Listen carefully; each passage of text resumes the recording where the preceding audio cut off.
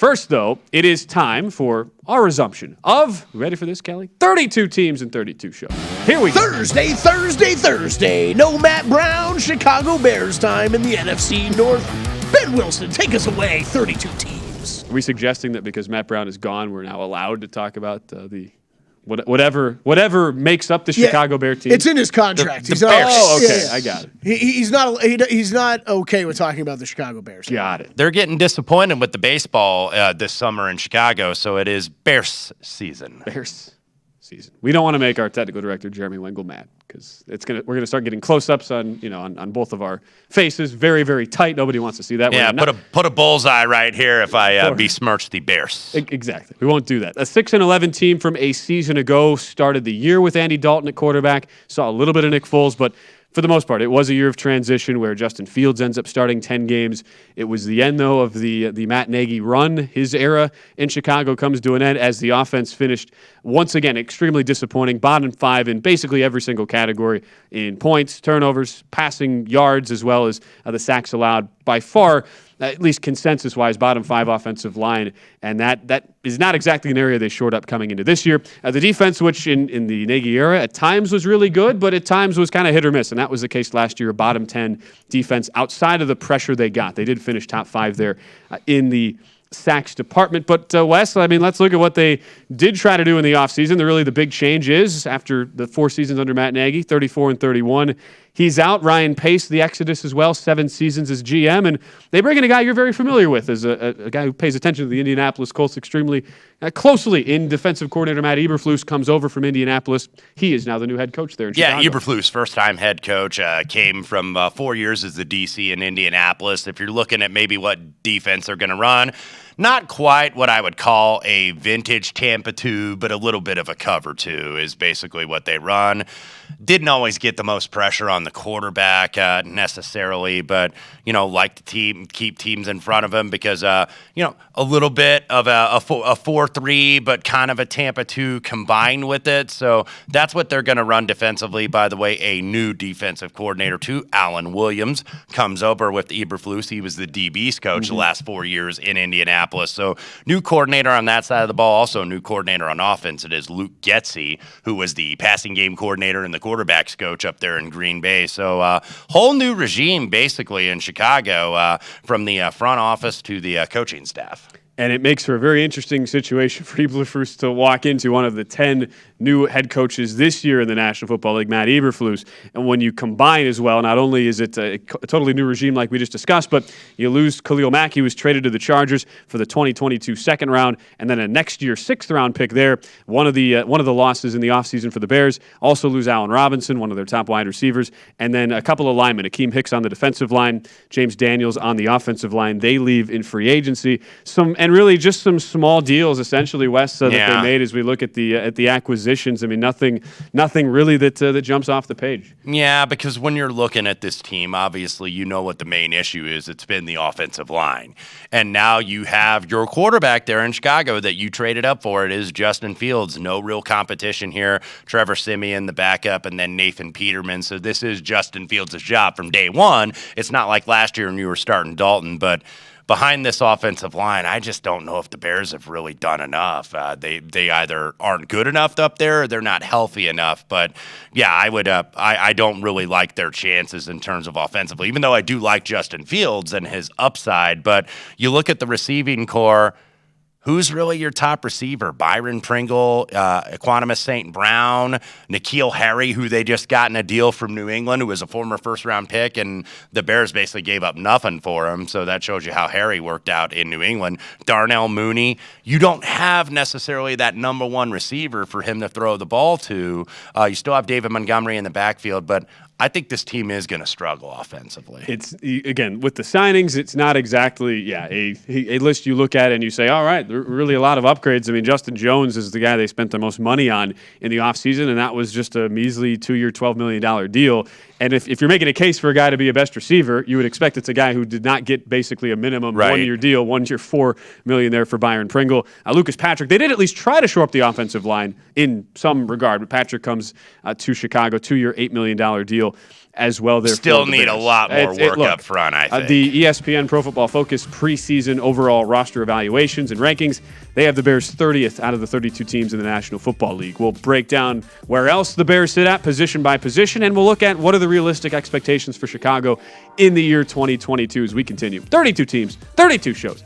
Talking Bears here on Primetime Action. Let's resume 32 teams and 32 shows with a look at the Chicago Bears. We said before the break, this was a team that overall positional grade from ESPN and Pro Football Focus, 30th in the National Football League entering 2022. Team with a win total of 6.5, juiced to the under. They have the longest odds to win the division now at 14-1, 65-1 to come out of the NFC, 150-1 long shots to win the Super Bowl. And West, position by position, it is the running back room that has the best overall positional grade, 16th from Pro Football Focus. The rest of the offense, though, it's pretty rough. 31st in the projected offensive line.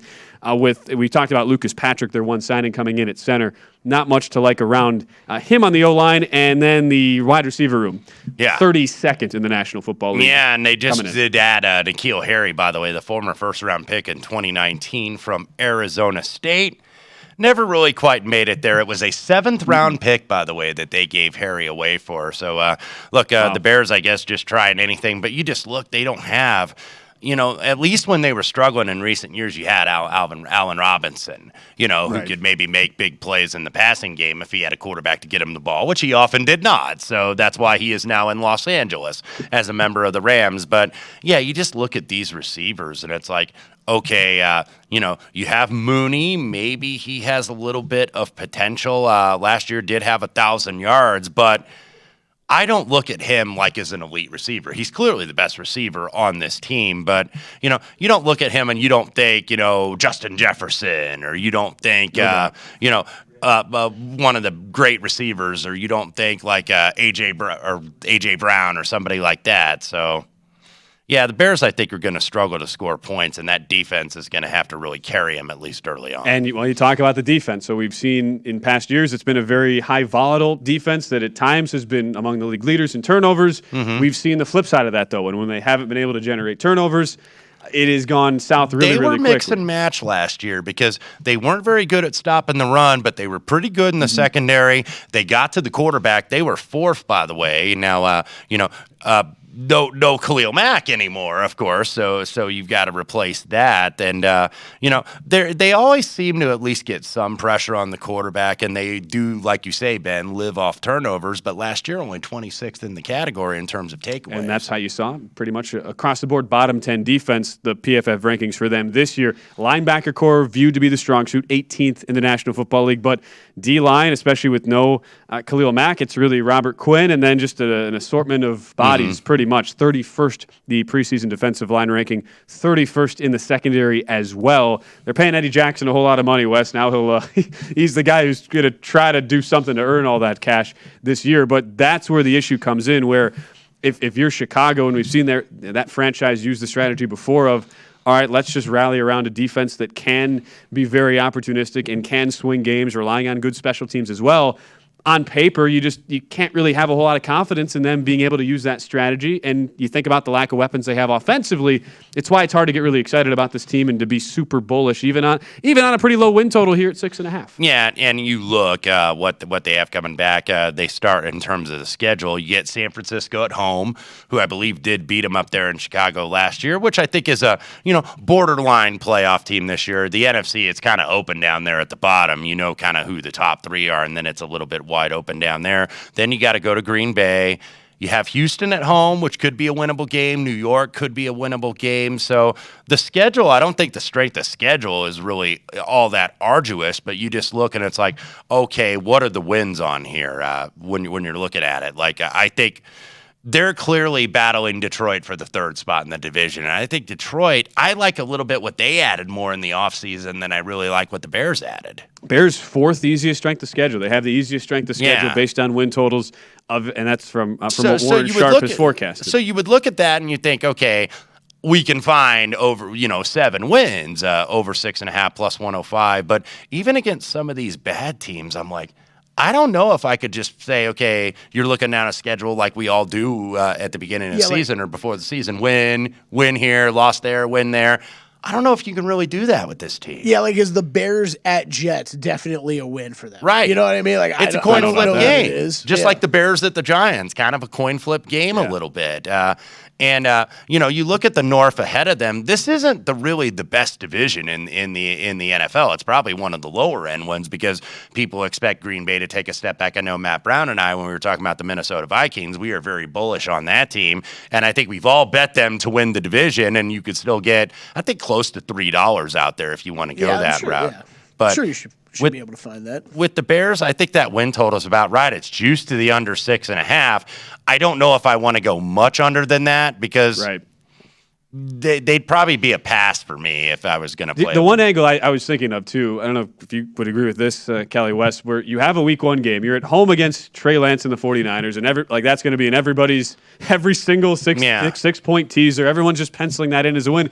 Are we really sure we're ready to trust Trey Lance? I mean, starting the year on the road in Chicago, could you see a scenario where they start 2-1, you get a Texans team at home, and could that present an opportunity to get an in-season win total that gets up to 7, 7.5? That might be probably the better way to play it, really, because they could start 3-1. I mean, throw the Giants in there, you could easily start 3-1. Because the Giants, new head coach, new coordinator, obviously there with Brian Daboll. So, we automatically assume, I think, because Daboll had that success in Buffalo with Josh Allen, that he's going to have the magic elixir in New York, even though I think that they did add some help at receiver, at least for Daniel Jones, who obviously pretty much the boomer bust year for Daniel Jones, and we're going to find out here shortly. Just feel like there's, as we know, there's always a team that starts 2-0, 3-1 that you don't expect. Exactly, and not only that, but people are basically pretty convinced in saying, okay, there's no way this will hold up over a 17-game season at this point. There's a path here for where the Bears could be that team. And remember, it wasn't like they got off to a horrible start last year. They were really game in that. I mean, I just remember how much liability I had, and I had the Rams in like 9 different teasers last year on the Sunday night game. And I mean, the Bears were actually pretty game in that spot. They played the Rams tough, didn't end up covering, but they played well. Were at least, I remember betting them week 2 against the Bengals. They beat what ended up being an AFC champion team, Bengals, a squad at home there. So it's a team who got off to a decent start. It was just as the injuries piled on, as the lack of depth really showcased itself, that's where things fell apart. So that's at least my angle here in 2022. Nothing else really appeals to me. I don't know if it does to you. Yeah, I'm with you. It would be get out to a fast start and maybe play an in-season under on them. I think it's probably likely they're 3rd or 4th in this division, though. It's a shame because I think Justin Fields, I still am a Justin Fields fan. It's just they've provided him no support really on that offense. It's been tough. And as you mentioned, you want the best for a guy like that, and he's so far been in a position to fail. We'll see if that changes as the Eberflus regime starts to get a foothold and make some transition there in Chicago. Visit VSiN.com to get current odds, listen for free, find showtimes, and download VSiN sports betting podcasts.